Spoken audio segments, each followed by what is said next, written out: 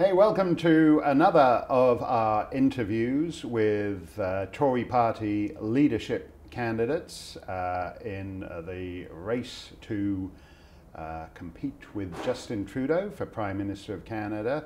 As I said, the show, there's so many Tory leadership candidates that the show is unlikely to run that long. The series is unlikely to run that long. So I've picked out a few of the ones that are most interesting to me. And today we have Lisa Raitt with us, who during Mr. Harper's ministry served as Minister of Transport and Minister of Labour. And Lisa, you and I were talking about the process of this race just now. You know, when I talk to Americans, for years I've always said, well, you know, your ridiculous one-year nominating process, you know, in the Westminster system, you know, in the Australian Parliament, they decide to stab their leader in the back and they call a spill and they're in a room and they vote him out and the new guy is standing at the dispatch box 20 minutes later. Somehow Canada has succeeded in doing what I thought was impossible and actually having a longer leadership campaign than the Americans Well, who thought that we would have an election campaign as long as we did in 2015? Length of time doesn't necessarily mean that you're going to get a good result, that we lived that in 2015 as Conservatives.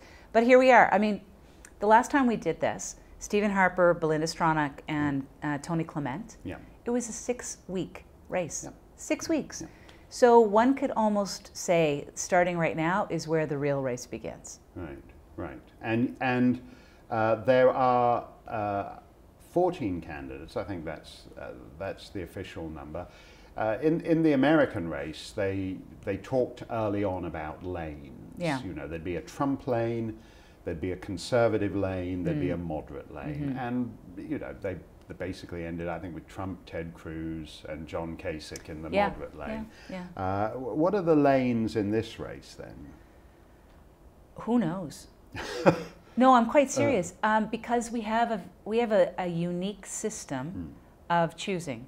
Every riding, 338 of them, have 100 points. Some of these ridings have 6,000 members. Some of these ridings have 35 members.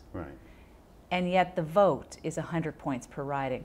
So if you're concentrating in Newfoundland and Labrador, where there's lower Conservative membership, you want to sell more memberships, and you could take 100 points there. Normal polling isn't going to tell you who is leading the race. So this is actually all about organization, and when Larry Martin writes a column in the Globe and Mail based on some national poll, that's complete mumbo jumbo. I don't know if people, well, it's not in one sense, because what is written in newspapers and what you talk about on the air will drive people in certain directions. So the narrative for a lot of the contenders are going to be written from the outside. That's why it's important to do interviews. And then people will read them and see them and make their determination from there. So I would say there are 3 data points, right? How many memberships you're selling, how much money you're raising, and how much media coverage you're getting. And those 3 things will sway people in terms who they think should be the leader. And that's the kind of leadership race we're in right now.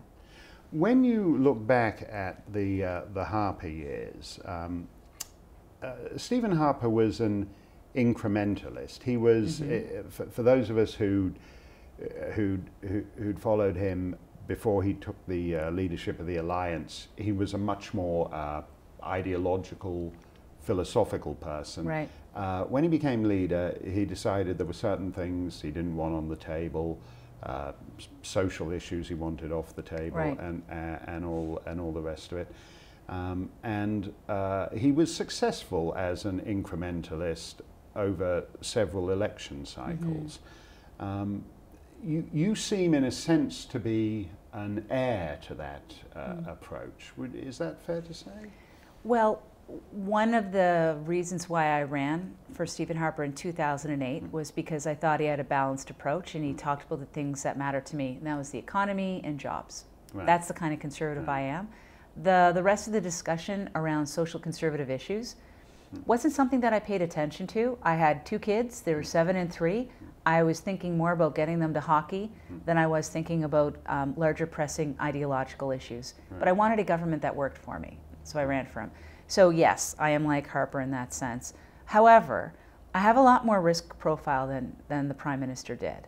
I am more willing to take chances that are measured, but I'm more willing to take chances because I trust, not that he didn't, but I do trust in the people you put in cabinet, and I do trust the Canadian public can make good decisions and get it right. There's also a feeling, isn't there, that when an era comes to an end, that people think, oh, I wish we'd done more. I wish we'd done more when we were there. Because, because the Liberals, and whatever one feels about what they do stuff. They're not time wasters. Yeah. And you do sense that Justin Trudeau is waiting for the moment to do something big and irreversible in the direction he takes Canada. I left a lot of set pieces back in the ministry that I just most recently left in transportation. I did a big review of the Canadian transportation system, and had we won, I would have lobbied to get my old role back and implement, execute on the plan. I don't know how much we left on the table. I think we would have been dealing with the economy differently. Yeah. We definitely would have tried to remain in surplus. But I don't, Trudeau promised so many big things, and they're falling by the wayside. Yeah, it's a weird race as it's settled down now, because you were a big part of the Trudeau cabinet. We have a candidate Harper cabinet of the Harper cabinet. Please don't. Yeah, no, I'm not going to have the Harper. It took me 8 years to dispel I was a Liberal. Okay. Yeah. No. Okay. The Harper cabinet. You were a big part of the Harper cabinet, and. We have a candidate. I mean, Michael Ignatieff, when he ran for the Liberal Party leadership, and he'd spent virtually his entire adult life at an American university or on BBC television, and he came back and he said, Canada is the country which, if I ever needed one, I would always call home. Gee, thanks a lot. Okay. And we kind of have a candidate like that in this race, who's actually spent much of his adult life outside the country. In a sense, that's kind of doing a Trump squared. It's not just that he hasn't run for office before, it's that he actually hasn't lived in the country he's running for office in. Yeah, I struggle with trying to figure out his motivation, because there's not a lot of money in this job, there's no money in this job. He lives a very different lifestyle, and it's not sustainable on an MP's pay. No. Even on the Prime Minister's pay, it's not sustainable. So why is he in the game? I don't know. That's for him to answer in terms of what his narrative is.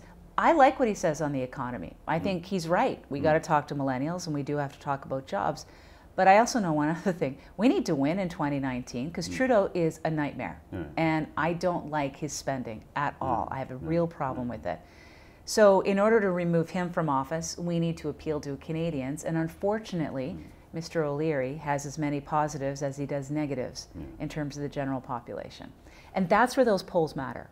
How do Canadians feel about the candidate is going to be an important piece.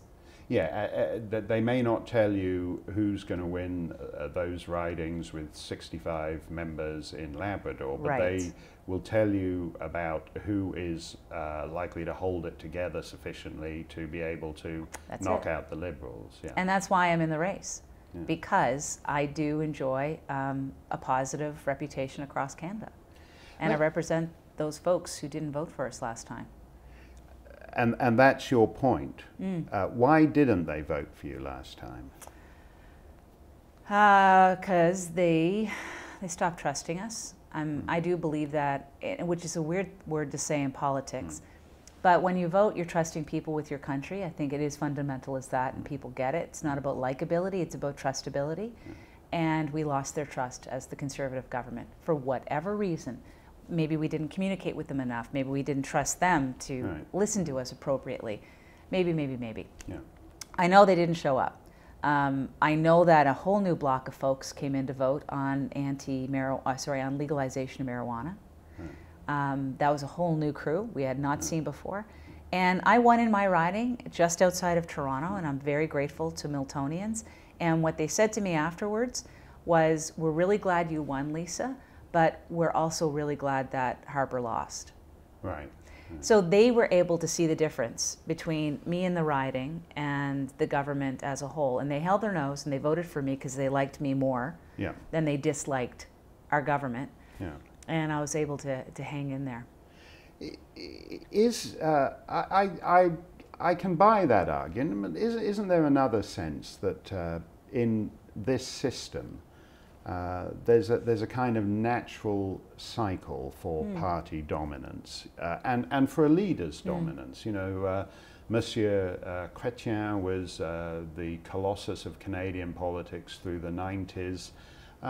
And then, you know, Paul Martin felt he had to make his move, and he succeeded him. He was there for 20 minutes and then gone, basically, because, in a sense, the cycle had turned just as he took over. If you look at John Howard in Australia, he went an election too far, and again, the cycle just, I mean, it's... I wonder sometimes if we don't overthink it, that in a sense there's a natural ebb and flow. The Trudeau years, the Mulroney years, the Chrétien years, the Harper years. They vote governments out. Yeah. Now, possibly true, but I don't accept that we're going to have 8 years of Trudeau or 12 years of Trudeau. Right. Because I think people will feel it in their pocketbook far sooner than that time frame. Yeah. And things happen much quicker, I think, than they did in Chrétien's era. Right. Or even in Harper's era. What do you mean by that? That in a sense the cycle has speeded up? I think it does. I think people, because of, well, different ways to get media, people are very, very engaged, especially in Canada. Social media as well as consumption of news. And as a result, the person's going to be in your face a lot more than they would have been 12 years ago. Right. So that natural sense of getting tired of them may happen a little bit sooner, especially if you're not feeling that you're doing better. So, you know, when Sir Wilfrid Laurier was there, he was just some bloke you heard about hundreds of miles away every so often, but he wasn't like on your telephone staring at you all day long, right? Well, he was on your money. Right. Well, I don't think he was when he was Prime Minister. Yeah, he's on your money every time you buy a Starbucks. But he, indeed, I think that's possible. There's a saturation point, but what's interesting coming back to the leadership race right now is it's an advantage to be in people's living rooms. Look at Mr. O'Leary. You know, Shark Tank. He's on MSNBC. He's on QVC. He's on everything right now. So that saturation is there. The problem, the benefit is people know who he is. He's selling. Politics is sales. And people are buying what he's selling right now, which is good. However, saturation point. And where's that tipping point of, oh my gosh, we're just tired of him. And if he burns out before we get to 2019. That's it's a build, right? It's got to be a build. You got to peak at the right time. That's absolutely right. Overexposure can be just as detrimental. Let me ask you a bit about the social issues aspect, because there's candidates who are running quite heavily on that.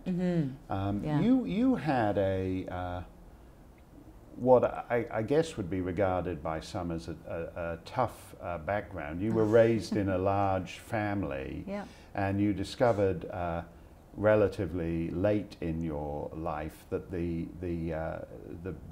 mom and dad that you thought were your parents were in fact your grandparents. That's correct. Happens a lot in Cape Breton. No, yes, I happens a lot, understand. Especially in English, Scottish, Irish homes. It does happen. Because the families are large. So when I was about 12, after my grandfather passed away, he didn't want me to be told while he was still alive. He wanted to keep the bond. I was his second chance of having kids, kind of thing, you know, because I was the baby.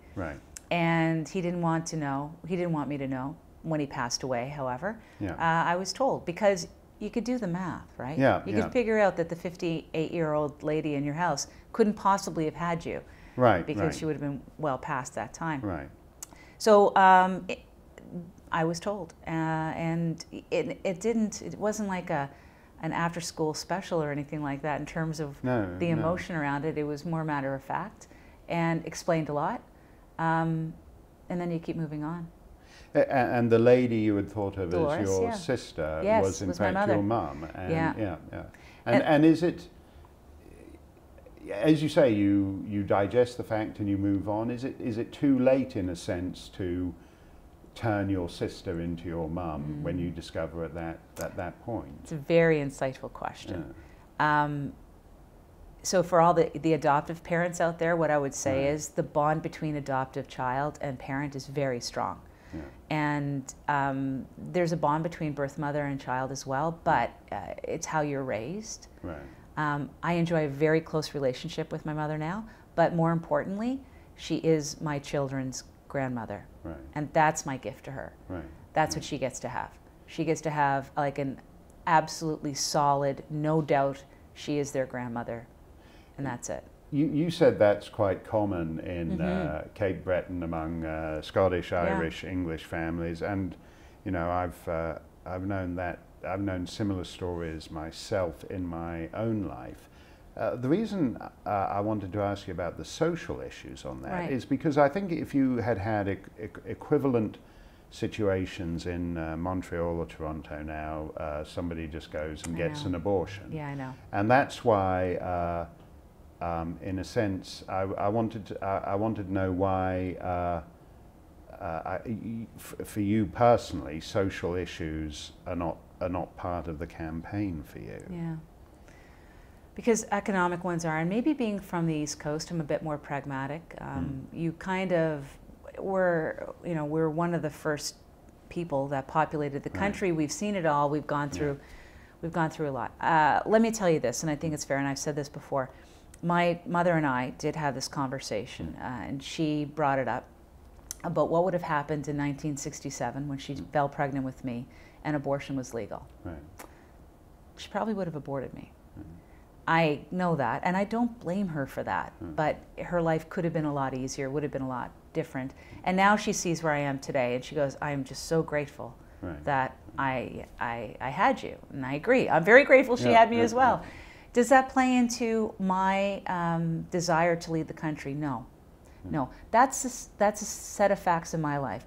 What it does cause me to do is want to make sure that there's help for girls out there who, when they fall pregnant, want to make the choice to not have an abortion. I want them to have help, and I'll help them there. But our society has moved on in terms of making decisions upon whether or not it's legal or illegal. Society has decided that abortion is something that we don't run elections on anymore, and in Harper's government, we never set government policy on it, and I think that's the right thing to do. Well, let me ask you. You said society has moved on, and there's a theory in the United States, for example, that whatever it was, 15 years ago, social issues were abortion and gay marriage, and that Trump came along and Trump figured out that today social issues are what one might call broader cultural issues like immigration, the sense that porous borders are transforming communities too fast, and that in effect the genius of the Trump campaign was that he identified the social issues of the second decade of the 21st century. One might say the same for Brexit in the UK, or for Marine Le Pen's surging campaign in France. How do you feel about I don't really quite buy the explanations for the Tory defeat being all to do with obsessing on niqab bans and everything. But how do you position your campaign on what one might call those next generation social issues? So this may be simplistic, and correct me if I'm wrong. I haven't done as much reading on the topic, but I have to believe that this kind of sentiment and feeling, which is real, And it's being evidenced in social media, and it's being evidenced in those massive rallies that Trump had, massive rallies, is seated in some kind of fear, just like the Tea Party was seated in some kind of fear. And I think the fear is economic in nature. People are worried about jobs. They don't feel like they're doing as well as others. And they don't want others to do poorer. They just want to do as well as the others. Do you know what I mean? They don't want to take away. They want to do as well.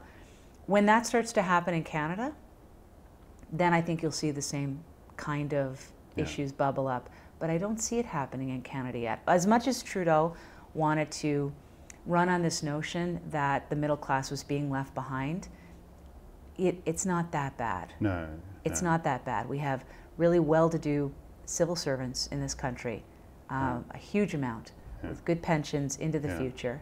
And they pretty much are the suasion within communities. And that's what's going to be a difference between ourselves and, I think, what happened in Trump, the sheer size of the public sector unionization. I know it sounds a bit strange, but for me, that's what keeps everything calm, and it keeps you away from going down a path of activism. Yes, because there's, the Liberals make that argument that Canada is not where the US, the UK, France, Netherlands, Hungary, you name it, that in a sense it's the exception to this trend in the rest of the Western world. It is, but it's not because of what they want to say. It's not a romanticization that Canadians get it. It's because Canadians don't want to rock the boat. Right. Because they have comfortable jobs. Right. And they're having a good life, and their kids are going to do well. But as soon as that number changes, then there's going to be a problem.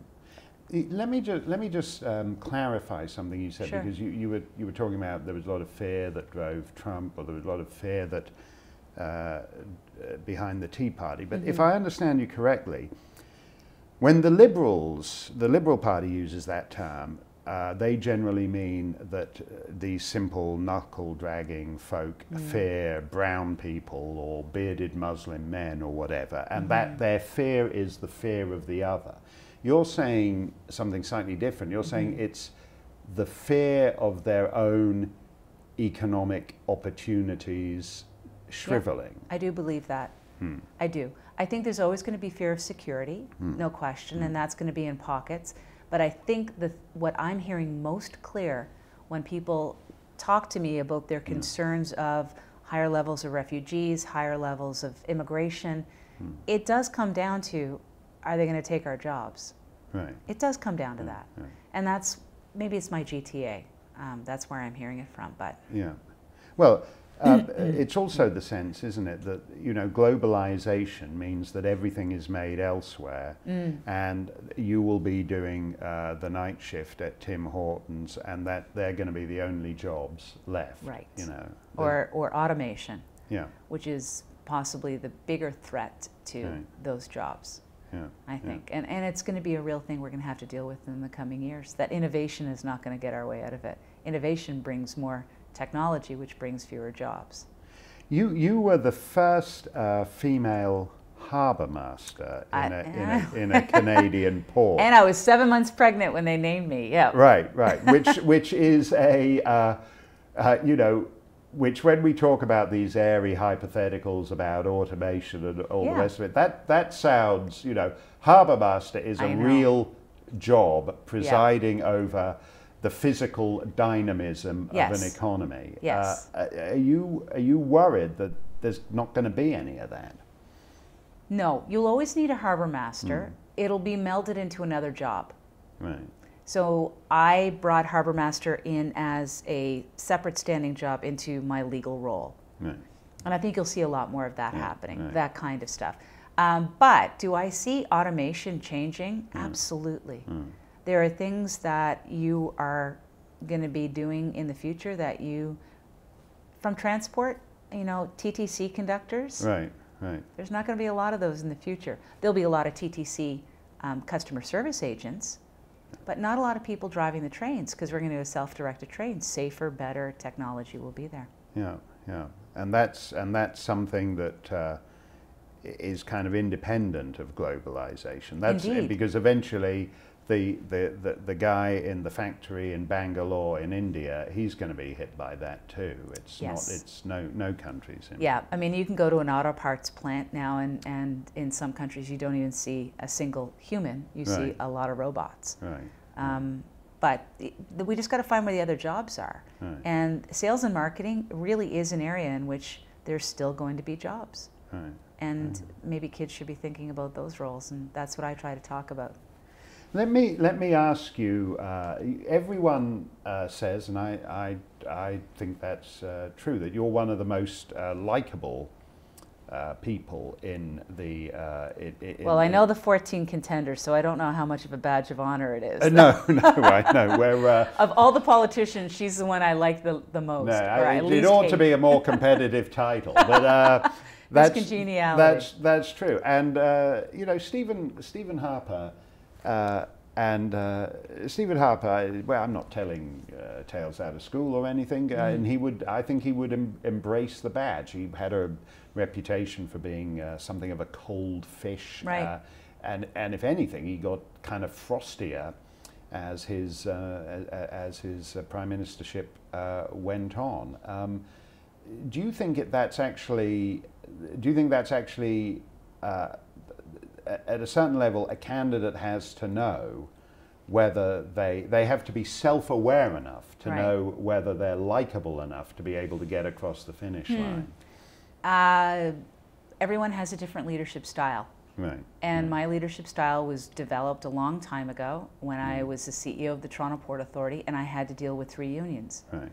And I just found that the more you got along and the more congenial you were, the better your company did. And that picking fights and being authoritarian doesn't work. So it's not a style that works for me. Right. So I don't go down that path. I don't try to find conflict. However, when my back is up against a wall, I do revert to my true Cape Breton self, and I can drop you if I need to. But that being I think said, she's talking about me personally there. no threat, but right. You know. Mr. Harper was authoritarian in nature, but at the cabinet table, he really was a consensus builder. And to keep that caucus together for that long period of time through economic crises, he did a good job. I'm going to give him credit for that. And 10 years was a long time. And the fatigue with the public happened, and they didn't necessarily see what happened on the inside, but you'll still see loyal conservative Harper people from my cabinet and even going forward. So you don't have to be warm and cuddly. If competence and efficient management can overcome that. It depends on who you're running against, because politics is a game of contrast. Right. And when I ran against Garth Turner, my first election in 2008, I was a great contrast to him. Now, he was a Tory who wound up becoming a Liberal. That's correct. And then you became the Tory candidate and drove a stake through him as a Liberal. So he was... It wasn't a big stake. It was only 7,000 votes, but still. Right. But he was, he had politicians who switch parties. Oh, absolutely. And going back to Winston Churchill, are never quite fully trusted by either party when they do that.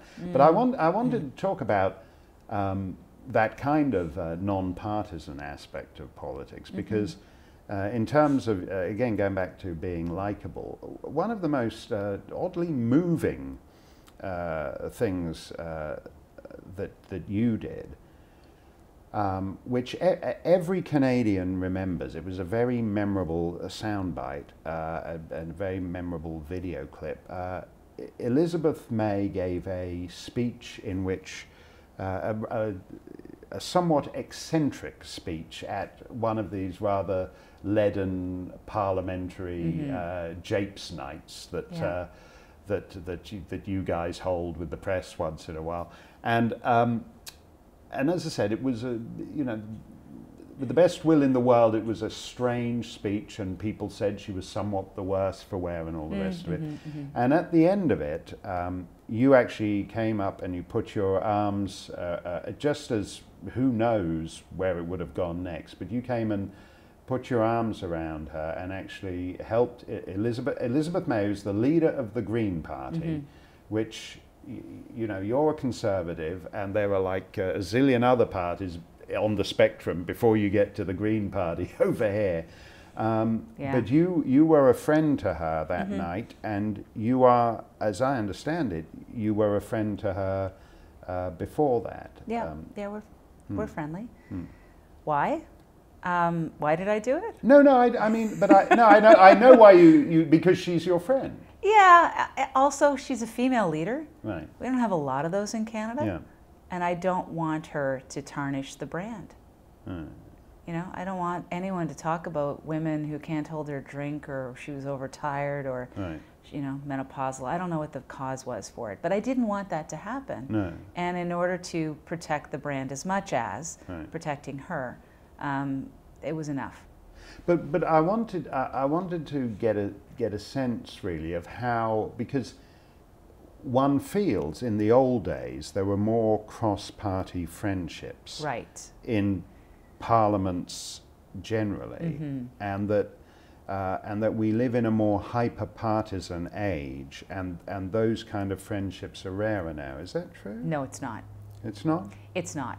And, you know, CEJA does a really good job of bringing together different parliamentarians and taking them to Israel for trips. Yeah. And you develop strong bonds of friendship on those trips. And it's right across all party lines. And Megan Leslie was a very dear friend of mine. And when she lost in Nova Scotia for the NDP, I was gutted. Can we talk policy? Absolutely not. We can't, because we're so different from each other. We can agree that we dislike Liberals. That's one area of policy we can talk about. So that's everything. Find your sameness, Tories, right? Greens, and NDP. Find your sameness, right? That's the thing. But no, there are relationships across the aisle, and those who don't keep those lines of communication open are actually missing out on opportunities to change government policy in a positive way, if the government's willing to listen. And I did some stuff when I was minister to help people on the other side of the aisle, and I would hope that these ministers do the same thing, because we're just representing our people at this, you know, at the end of the day, we're an MP for a part of the riding, and if somebody has a problem, you should help them. John McCallum was very good to people as Minister of Immigration. I mean, that's a lot to be said. Some of these new younger ministers, they don't get that part. I hope they learn it from people like Judy Foote and Ralph Goodell, but it's there, it's possible. Partisanship, you know, is important. However, personal relationships do exist, and they should. Well, is there then a kind of disconnect between the way you guys actually operate in the House of Commons and the sort of political discourse that we have? Because you do get, you know, you do get the sense, as you said, when you're, you know, shooting the breeze with Megan and Elizabeth, you don't talk policy. No. But it's not just that. It's that out there, when it's presented on TV and radio and newspapers, it's that if you take a particular view on immigration, you must be a racist. Or an Islamophobe or whatever.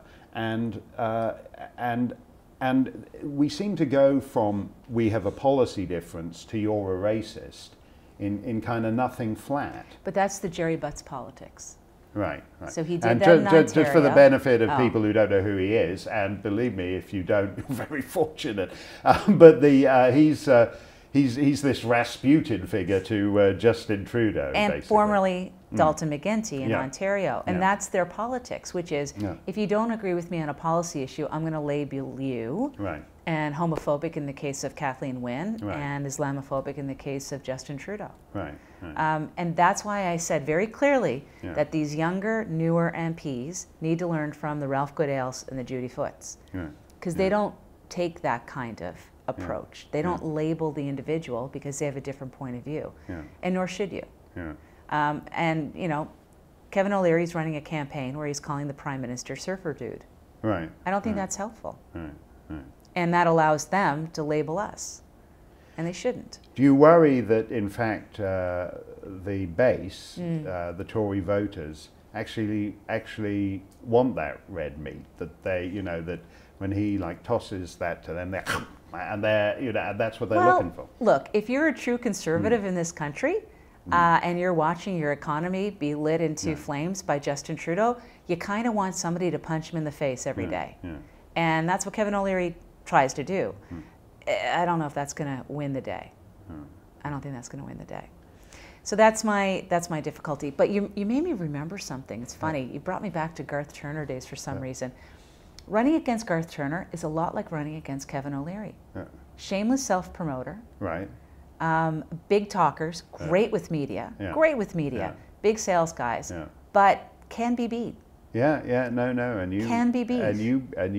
I may use that in a debate now, Mark. Thank you for that. That is true. That is true. Let me ask you just finally, Lisa, because this is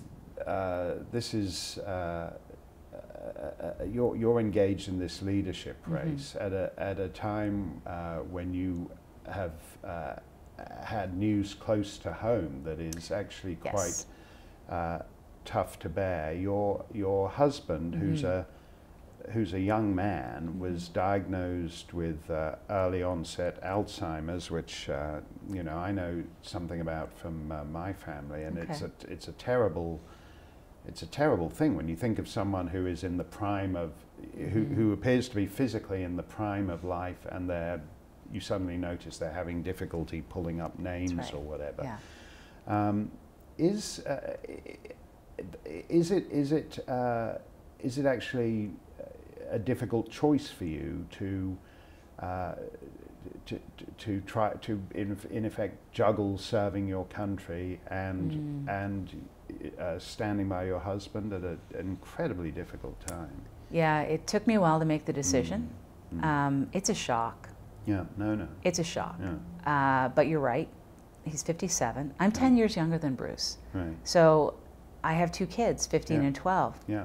I don't have a lot of choice on withdrawing from life and work in order to look after an ailing spouse. No. Regardless of what my job is, that is not an option. I have to continue to work, more so than ever. Yeah.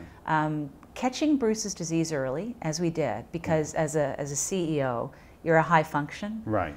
And it was apparent he couldn't function at that level.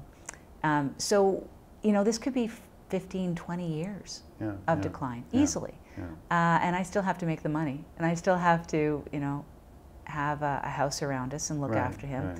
And my goal is to be able to look after him best I can.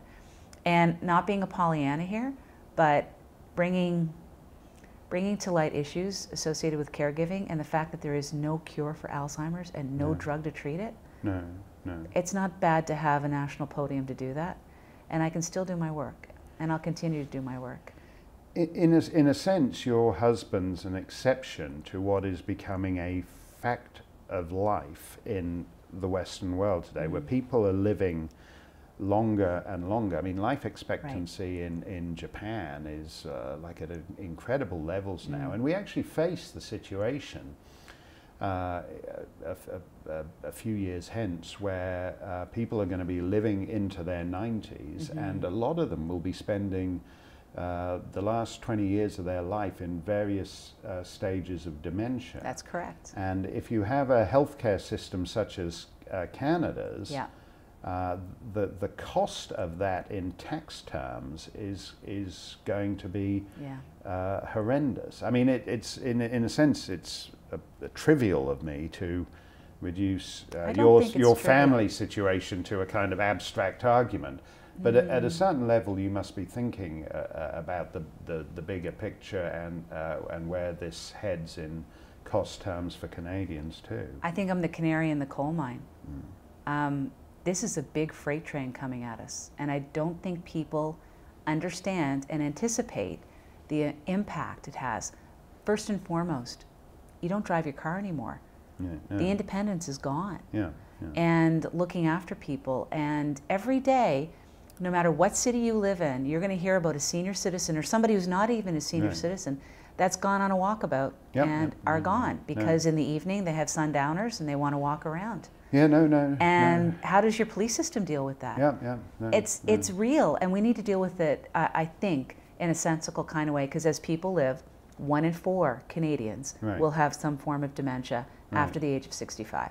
What Bruce has it's rare. Yeah, yeah. It's just rare, and it sucks. Yeah, but it's my burden and his burden, and we will do what we can with it. And if that means that my job is going to be Prime Minister, which I hope it is, at least Canadians will know that I've been exactly where they are, and I'm going to try to do everything I can to help them. Well, you have had in some ways a remarkable life. You have had tough things thrown at you, and you have managed to somehow endure and overcome them. And you better touch wood on that one for me, buddy, because I don't want bad luck coming. No, no, I know that. But you are not someone who, generally speaking, someone has to put their arms around and leave them off stage. You're not like that. And it will be. We don't know in a 14-man race. We don't know how it all shakes out or anything. But you're a wily and nimble campaigner, and I look forward to seeing how you. We have this weird debate system here where it's basically like the Miss America round. They draw straws and you discover whether you're up against Miss South Carolina or Miss Idaho or whatever. That's true. But however the straws fall on these leadership debates, I look forward to seeing how you do it. Lisa Raitt, thanks very much indeed. Pleasure. Thank you.